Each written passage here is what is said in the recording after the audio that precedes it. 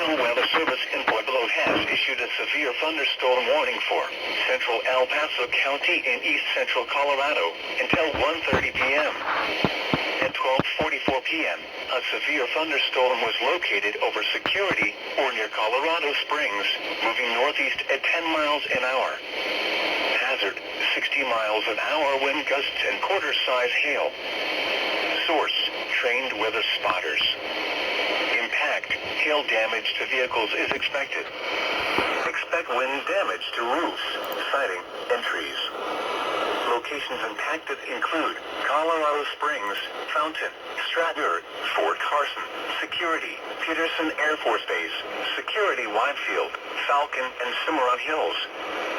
For your protection, move to an interior room on the lowest floor of a building.